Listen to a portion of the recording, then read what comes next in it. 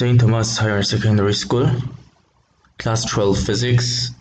Vaina Chuan, Unit 1 Electrostatic, Chapter 1 Coulomb's Law, Lecture 2, kan nei do nga. Masabera chuan importance of Coulomb's law in vector form. Lecture masa khan Coulomb's law te Coulomb's law in vector form te kan sir to a. Vaina chuan importance Coulomb's law kha Coulomb's law in vector form kan sir so chia khan tangkai na alo nei amni kan endor ani. Masabera chuan forces F12 le F21 te kha in opposite ani, equal and opposite ati. But in that one, it follows that the electrostatic force between two charges, the central force is a central force. That is, it acts along the line joining the two charges. Diagram kan enanga diagram atang hian kan soi fe don ani. Forces F12 le F21 te hi equal force ani. Achan chu Q1 le Q2 te na an force CMV ani awangin Q1 due to Q2 le Q2 due to Q1 a force omni bangin equal ani masala opposite ati na le na chan hi chu different direction na an kala wangin he force hi equal but opposite alawna tani panhina ve thunga chuan electrostatic force between two charges hemi charge pahite in kara force electrostatic force hi central force ani atini engatinga central force ani achanchu line joining the two charges achanchu charge pahite kaltanga straight line a kaltanga force in siam ani awangin central force ani nekena hi zona danga te polo om thiang chuang chuan central force hi enge ani ti kha keno chin chetel donia. Next one, the force between two charges located in air or vacuum. Hemi hi question ang punaron sok thaya. Le engtinge charge pani in kara force air kan da force lawom chu engtinge kan chon chuang. Masabera chuan charge pani Q1 le Q2 te kha lawom ta se ama kan soyang khan R aning kar hlat zong chu R ani R in hlatin Q1 le Q2 kan da anga ti chuan force an panina kan soi to ang khan charge pani anom dun chuan force an siam kan tia chuta force a siam chu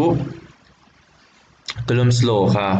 Coulomb's law a soyang chia khan force is directly proportional to Q1 Q2 ani a that's equation 1 ani a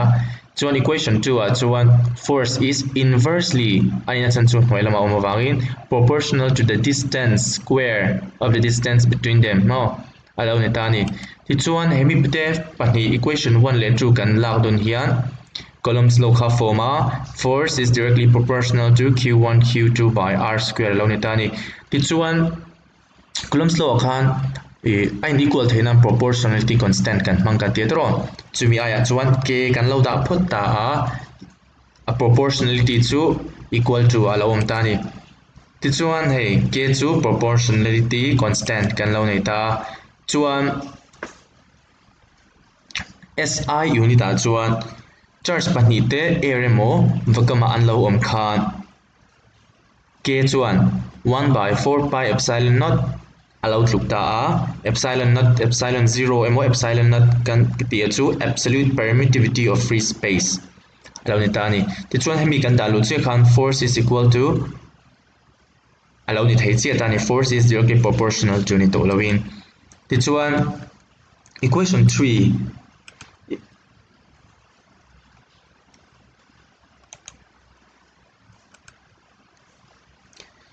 3 kha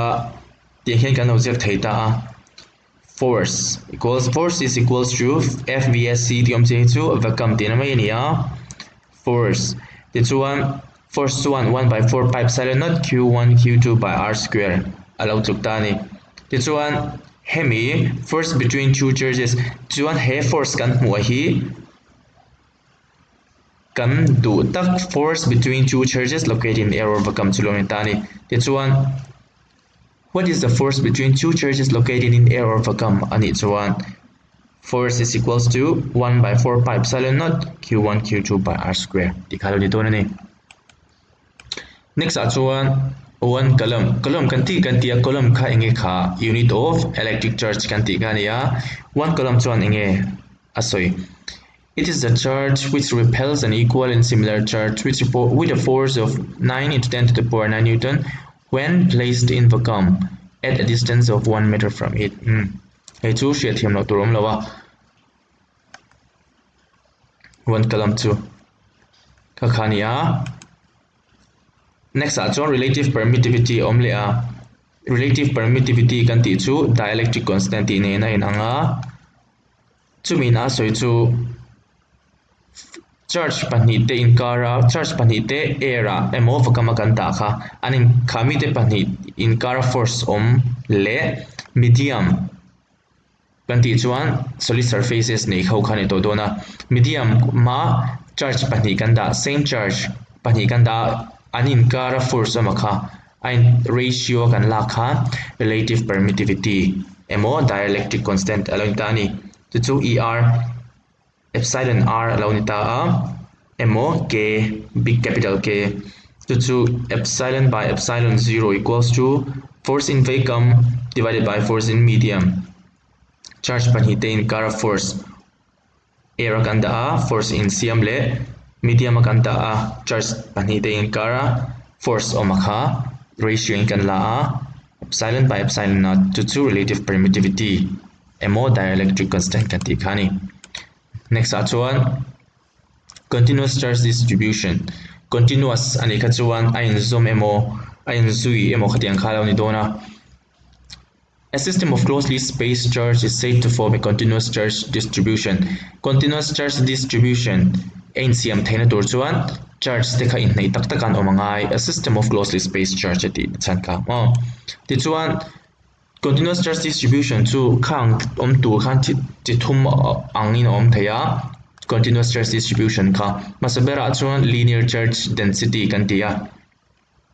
linear charge density chu na soi chu 1 meter huam chunga charge om zat soi tu chu linear charge density nia lambda in kan denote q by l SI unit chu coulomb per meter meter khachunga per meter mo meter khachunga charge omzat asoyawangin linear charge density. Second chuan surface charge density kan tia surface ani chuan area kan soina nia area ni chuan meter square lo ni tonga ti chuan meter square khata khachunga charge omzat soikha soitu chu surface charge density nia chu tiang bokin volume charge density kan nei le a heta ve thung chuan meter cube lo ni tonga volume ani awangin